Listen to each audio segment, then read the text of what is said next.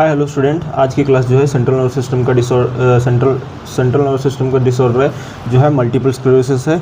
जो आज हम बेसिकली पढ़ेंगे what is multiple sclerosis. Multiple sclerosis क्या है? Multiple sclerosis is the disease where the immune system mistakenly attack the protective covering of nerve fiber in the central nervous system. Basically central nervous system जो है एक multiple sclerosis जो है एक central nervous system का disorder है। इसमें जो है affect the brain and spinal cord, basically destruction of the myelin sheath and nerves of the central nervous system we can see here. Then damage can interfere with the communication between the brain, spinal cord, rest of the body. Multiple sclerosis can affect movement, vision, sensations and coordination. Multiple sclerosis जो है basically movement को affect कर सकता है, vision को affect कर सकता है और सेंसेशन को अफेक्ट करता है और कोऑर्डिनेशन को अफेक्ट करता है। देन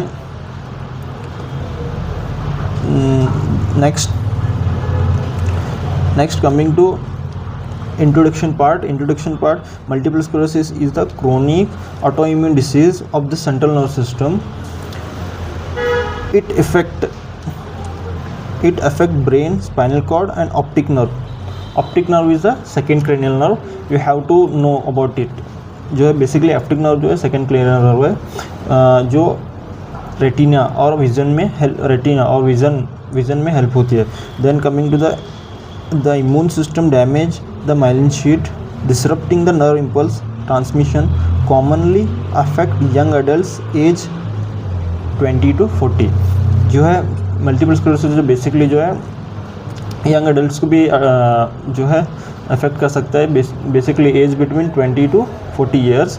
एंड जो है बेसिकली इसमें जो है destruction of the myelin sheath and nerves of the central nervous system we can see. Then next will come to definition.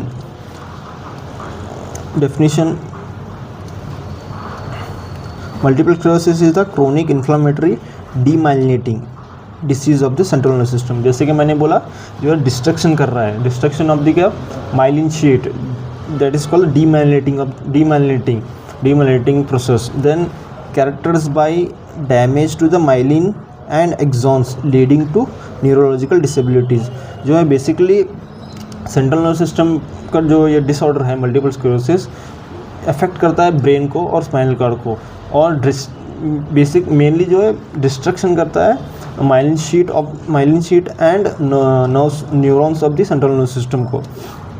उसकी वजह से जो है न्यूरोलॉजिकल डिसेबिलिटी और न्यूरोलॉजिकल एबनॉर्मलिटीज़ जो है पर्सन में हम देख सकते हैं। नेक्स्ट एनाटॉमी में जो है डिस्टर्ब यानी ब्रेन के फंक्शन डिस्टर्ब होते हैं और स्पाइनल कॉर्ड के इंजरी की वजह से होता है। और ऑप्टिक न्यूरॉन जो है बेसिकली सेकेंड क्रेनियल नर्व है जो विज़न के लिए हेल्प होती है। देन माइलिन शीट को अफेक्ट करता है और neurons of the cell body को अफेक्ट करता है। Then coming to etiology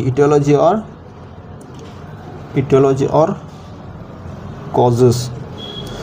basically इसमें जो देखने को हम मिलता है ऑटोइम्यून रिस्पॉन्स। ऑटोइम्यून यानी किसकी वजह से होता है? सेल्फ लाइफस्टाइल की वजह से हो सकता है, यार ये डाइटरी यानी हम जो फूड इंटेक करते हैं उसकी वजह से हो सकता है, लाइफस्टाइल को फॉलो करते हैं उसकी वजह से हो सकता है, और जेनेटिक प्रीडिस्पोजिशन यानी came from the parents to the clients और parent to the children. Then viral infections हो सकते हैं। Viral infection example Epstein barrier virus की वजह से हो सकता है। बेसिकली मल्टीपल स्क्लेरोसिस के ये जो है कॉजेस हैं। Then deficiency of vitamin D से हो सकता है। देन स्मोकिंग की वजह से हो सकता है। और इन्वायरमेंटल फैक्टर भी जो है इसमें जो है रोल प्ले करते हैं।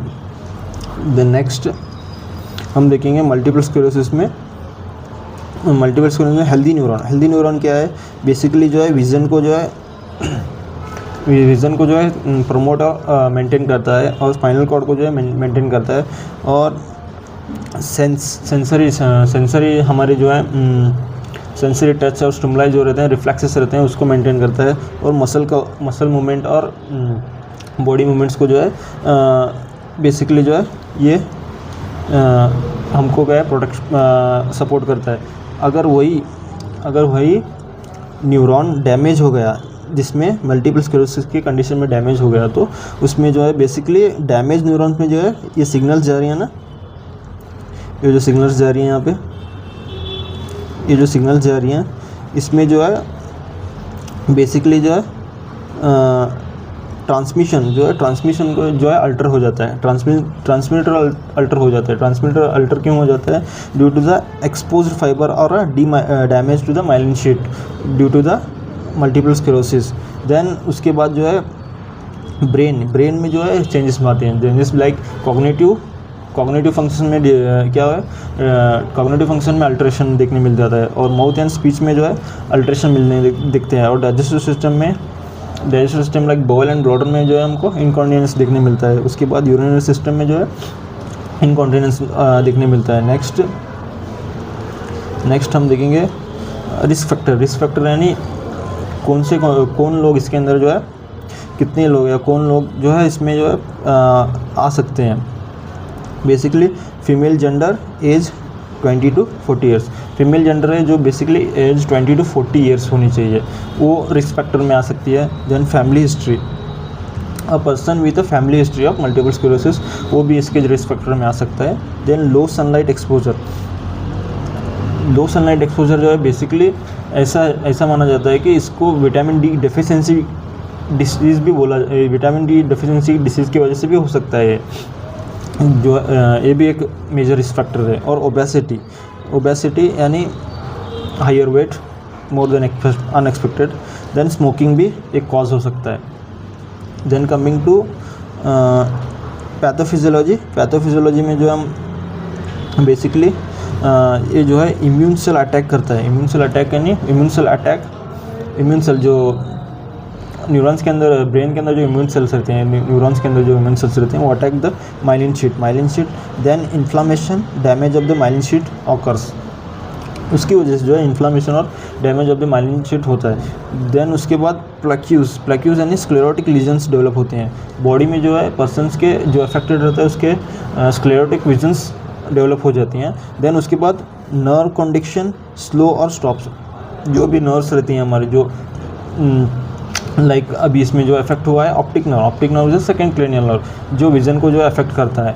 देन ऐसे उसके बाद प्रोग्रेसिव न्यूरोलॉजिकल इंप्रूवमेंट देखने मिलता है। प्रोग्रेसिव यानी कॉम्प्लेक्स न्यूरोलॉजिकल इंप्रूवमेंट, कॉम्प्लेक्स यानी 2 से 3 या 2 से 3 डिसीज़ जो है न्यूरोलॉजिकल इम्पेयरमेंट इसमें आते हैं, जैसे मेमोरी हो गया, कॉग्निटिव प्रोसेस हो गया, और थिंकिंग हो गया, और जो है बैलेंस मेंटेनिंग हो गया, बिहेवियर हो गया, जो है न्यूरोलॉजिकल इम्पेयरमेंट्स में हम दिस डिसीज कंडीशन में जो है देखने मिलता है। देन उसके बाद यहाँ पे हम देखेंगे क्लिनिकल मैनिफेस्टेशंस।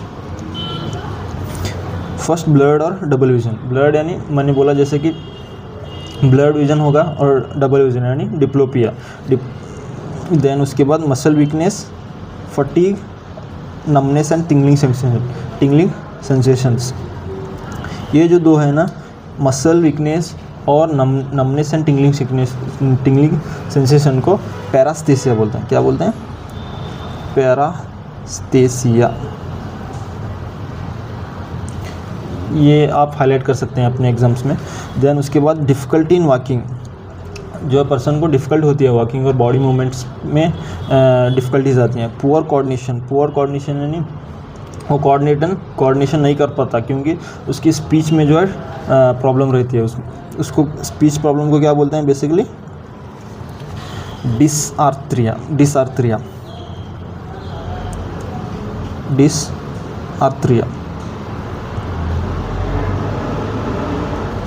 देन उसके बाद बोवेल एंड ब्लैडर डिस्फंक्शन।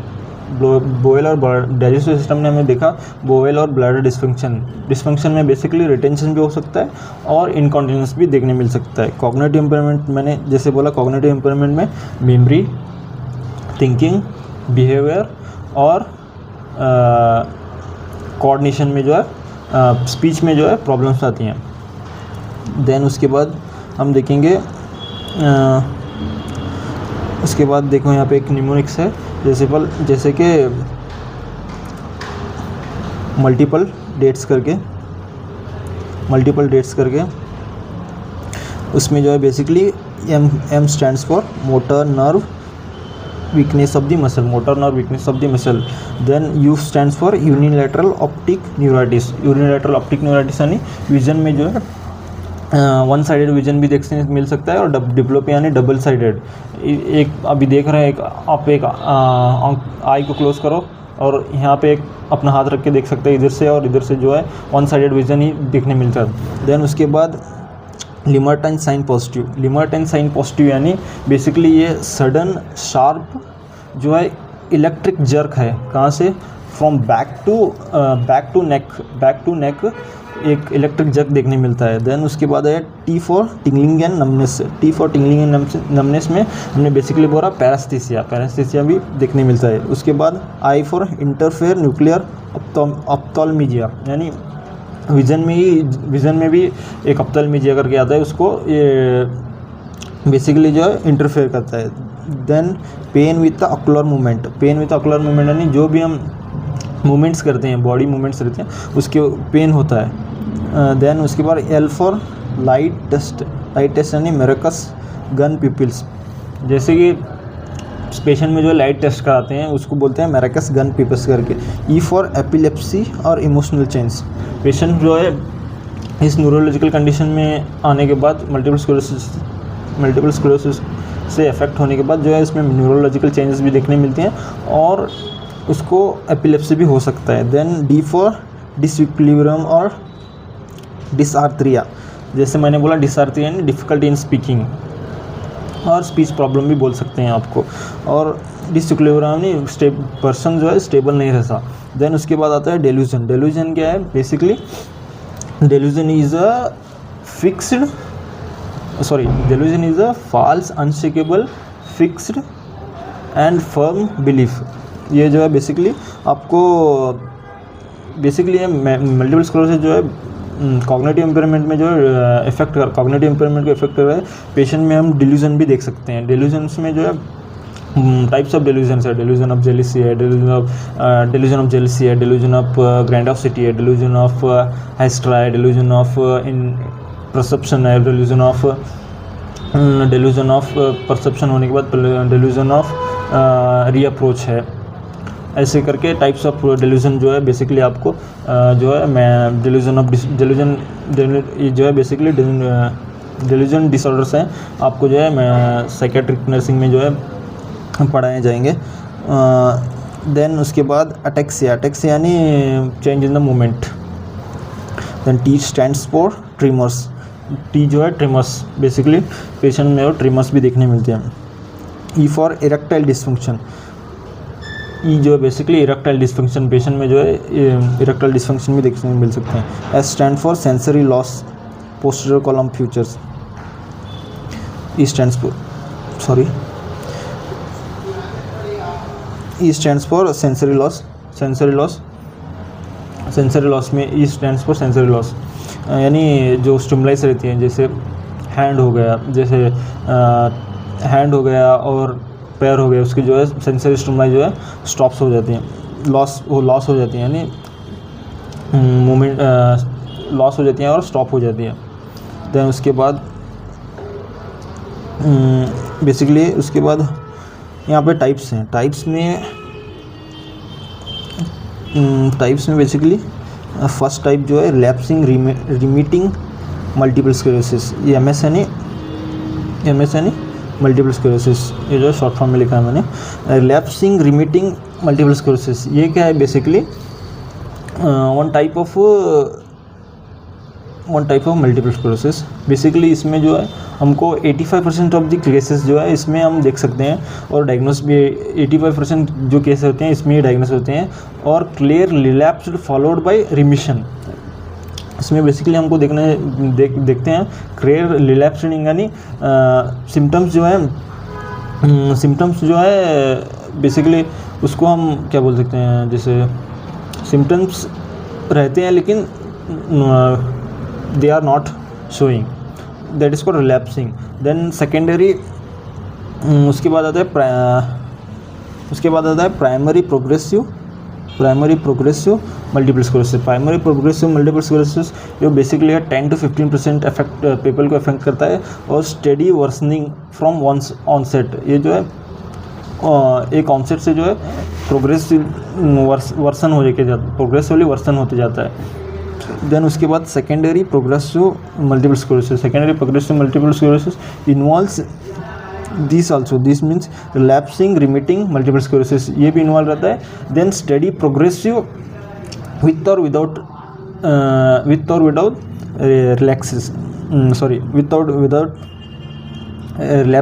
रिलैप्सिस। जैसे मैंने बोला रिलैप्सिस मीन्स लाइक, अभी कैसे बोलूँ आपको,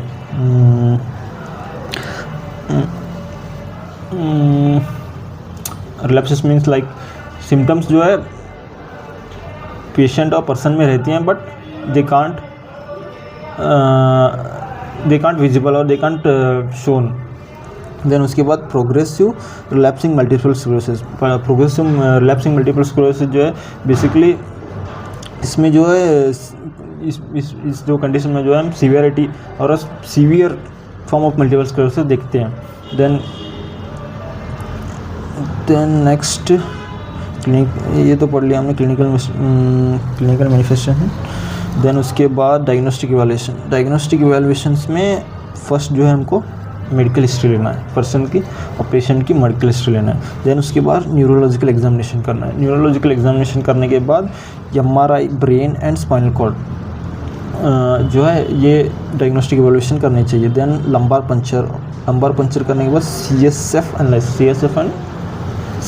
एनालिसिस करना है। देन उसके बाद इवॉक्ड पोटेंशियल स्टडीज़ करनी चाहिए। पेशेंट्स को जो है पूछना चाहिए हिस्ट्री लेने के बाद, और उसके बाद इसको कंबाइन करके जो है पूरा पोटेंशियल स्टडीज़ करके उसको जो है डायग्नोस करना चाहिए। देन ब्लड टेस्ट करना चाहिए। CSF यानी बेसिकली सेरेब्रोवास्कुलर फ्लूइड। देन उसके बाद हम आएंगे मेडिकल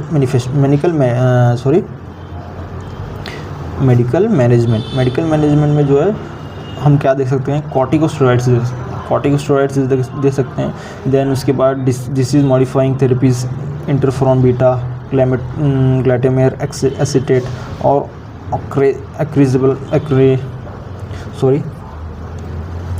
ऑक्रेलिज्म यानी ये जो है टाइप्स ऑफ ड्रग्स हैं, थेरेपीज़ हैं जो बेसिकली पेशेंट्स को दिए जाती हैं। Then muscle relaxants, pain management कर सकते हैं, फिजियोथेरेपी दे सकते हैं और ऑक्यूपेशनल थेरेपीज भी दे सकते हैं। हम पेशेंट में जो है ऑक्यूपेशनल थेरेपीज भी दे सकते हैं, फिजियोथेरेपी करा सकते हैं, पेन मैनेजमेंट कर सकते हैं, मसल रिलैक्सेंट प्रोवाइड कर सकते हैं, और डिसीज़ को मॉडिफाई करने के लिए थेरेपीज भी हम प्रोवाइड करना चाहिए, और कॉर्टिकोस्टेरॉइड्स भी देंगे।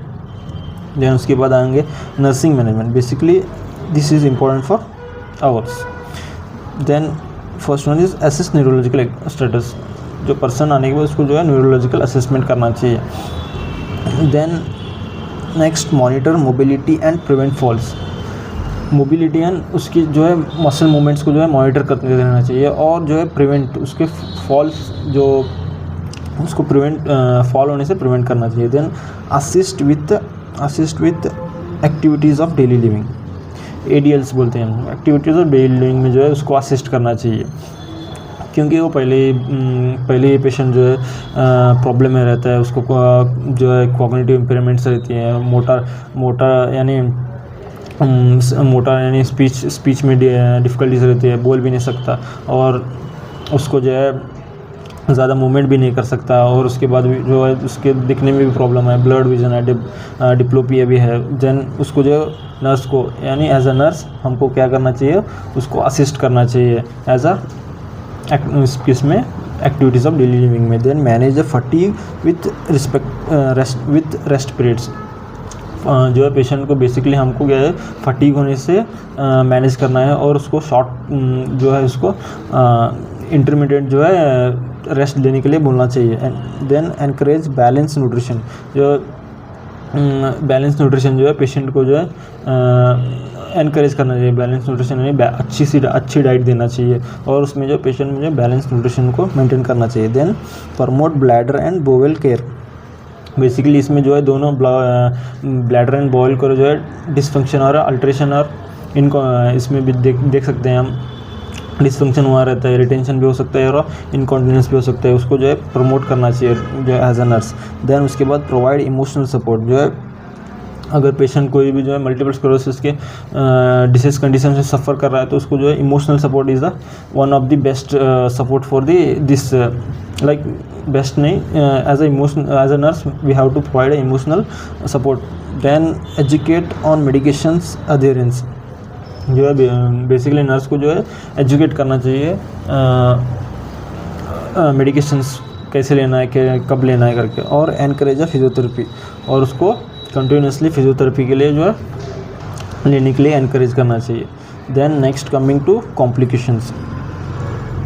कॉम्प्लिकेशन में पैरालिसिस। बेसिकली ये अफेक्ट कर रहा है सेंट्रल नर्वस सिस्टम का, ब्रेन और स्पाइनल कॉर्ड को। इसमें देख सकते हैं पैरालिसिस भी देख सकते हैं, जैसे कि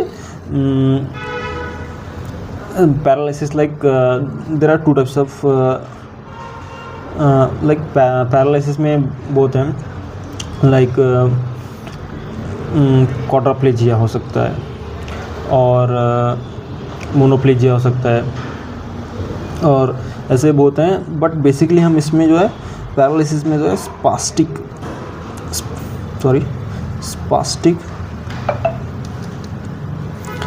पैरालिसिस देखते हैं। स्पास्टिक पैरालिसिस यानी मसल टोन, इसमें जो है मसल टोन है जो इसमें इंक्रीज देखने को मिलती है। इसमें जो है मसल टोन बेसिकली इंक्रीज रहती है। देन उसके बाद प्रेशर अल्सर्स देखने मिलते हैं। तो यूरिनरी ट्रैक्ट इन्फेक्शन हो सकता है। डिप्रेशन में पेशेंट बिकॉज न्यूरोलॉजिकल यानी ब्रेन को, कॉग्निशन को और मेमोरी को अफेक्ट कर रहा है तो पेशेंट में गो इन ना डिप्रेशन। देन इसके बाद उसके यूफोरिया भी हो सकता है, उसको यूफोरिया हो सकता है, इरिटेशंस हो सकती हैं और उसको बेसिकली पेशेंट डिप्रेशन, यूफोरिया और इरिटेशन भी पेशेंट में हम देख सकते हैं।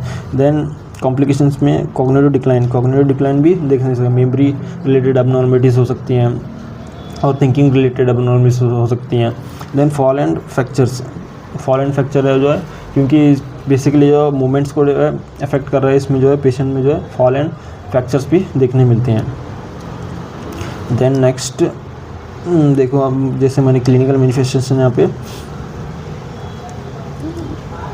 क्लिनिकल मैनिफेस्टेशन जैसे बताया, acute attacks, optic neuritis, pain and vision loss भी हो सकता है और मैरकस गुन।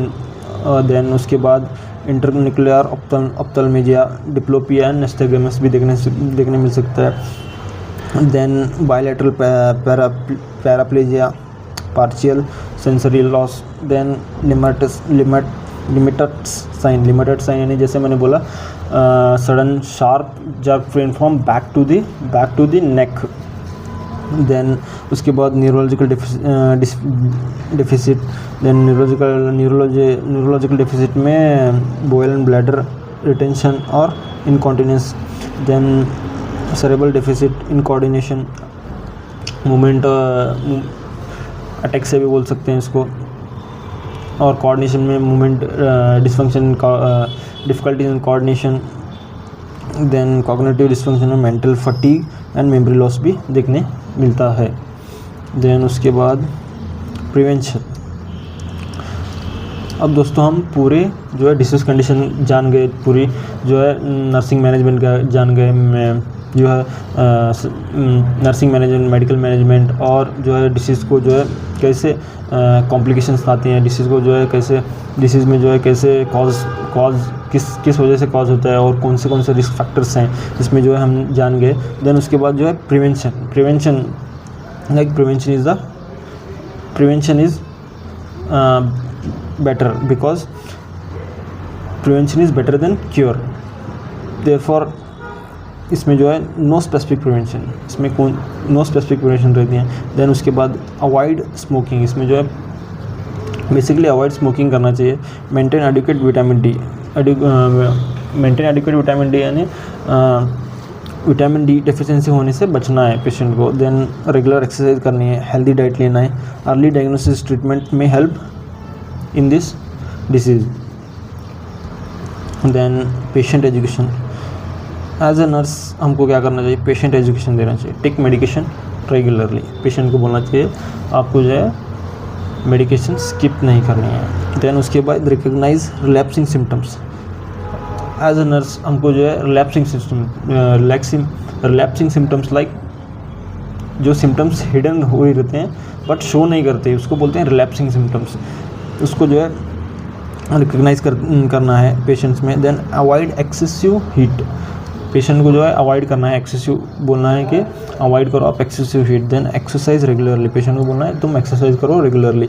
Then maintain healthy lifestyle, patient को जो है बेसिकली मेंटेन कर बोलना चाहिए हेल्दी लाइफस्टाइल के लिए। देन उसके बाद attend follow-ups and appointments, patient को जो है बोलना चाहिए कि कंटिन्यूस आप फॉलोअप में रहना चाहिए और कंटिन्यूस फॉलोअप लेना चाहिए एज डॉक्टर के पास। देन कम टू कंक्लूजन में बेसिकली हम पढ़ेंगे multiple sclerosis is a long neurological disorder, sorry life long neurological disorder. Multiple sclerosis क्या है, ये लाइफ लॉन्ग न्यूरोलॉजिकल डिसऑर्डर है। देन उसके बाद early diagnosis treatment help reduce relapse and improve quality of life, इसको early detection करेंगे तो जो है पेशेंट में हेल्प होंगी अच्छी लाइफ लीड करने में और अच्छी लाइफ लीड करने में। देन उसके बाद nursing care plan, vital roles in symptoms management and rehabilitation, as a nurse हमको क्या करना है, वाइटल रोल प्ले करना है मैनेजमेंट और रिहेबिलिटेशन में। देन उसके बाद आज तो हमने इतना पढ़ा, चलो एक बार रिवाइज करते हैं।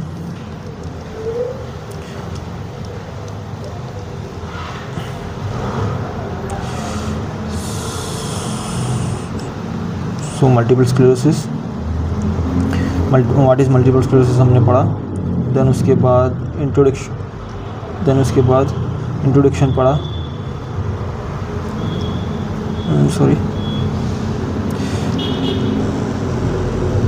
देन उसके बाद डेफिनेशंस पढ़े। देन उसके बाद एनाटॉमी पढ़ा, एनाटॉमी। देन उसके बाद इटियोलॉजी और कॉजेज़ पढ़े। देन उसके बाद रिस्क फैक्टर्स पढ़े हमने, देन उसके बाद पैथोफिजियोलॉजी हमने पढ़ लिया। देन उसके बाद टाइप्स ऑफ मल्टीपल स्क्लेरोसिस हमने देख लिए। उसके बाद क्लिनिकल मैनिफेस्टेशंस हमने देख लिए। और उसके बाद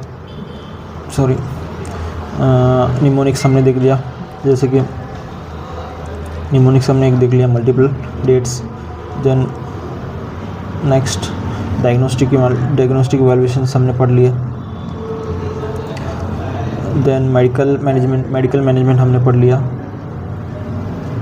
देन नर्सिंग मैनेजमेंट हमने पढ़ लिया। देन कॉम्प्लिकेशंस हमने पढ़ लिए। और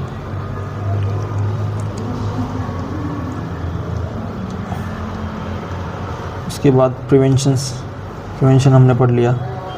देन उसके बाद पेशेंट को कैसे एजुकेट करना है, जिस जो पेशेंट इस डिसीज़ कंडीशन से सफ़र कर रहा है वो देख लिया।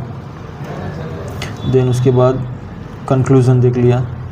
सो आज जो है हमने जो है सेंट्रल नर्वस सिस्टम की जो डिसऑर्डर है मल्टीपल स्क्लेरोसिस, उसको अच्छे से जो है डिसीज़ कंडीशन जो है पढ़ लिया। अगर आपको कोई भी डाउट है तो जो है मुझे जो है कमेंट कर सकते हैं। और सभी जो है दोस्तों सभी जो है बताना कि क्लास कैसी है। और नेक्स्ट जो है हम जो है बेसिकली मल्टीपल स्क्लेरोसिस की लाइक सेंट्रल नर्वस सिस्टम के डिसऑर्डर पढ़ेंगे। बेसिकली हम पढ़ेंगे जीबीएस। देन उसके बाद पढ़ेंगे मैस्थीनिया ग्रेविस देन उसके बाद पढ़ेंगे CVA सेरेब्रोवास्कुलर एक्सीडेंट, देन उसके बाद पढ़ेंगे बेल्स प्लेसी, देन ऐसे ही हम जो है न्यूरोलॉजिकल जो है सेंट्रल नर्वस सिस्टम के जो डिसऑर्डर्स हैं जो पूरे पढ़ेंगे। Then not every day is good but there is something good in every day. So अगर कोई भी डाउट है तो कमेंट में ज़रूर मेंशन करना, उसका मैं खुद उसको जो है रिप्लाई करूँगा। Then thank you, see you in the next class.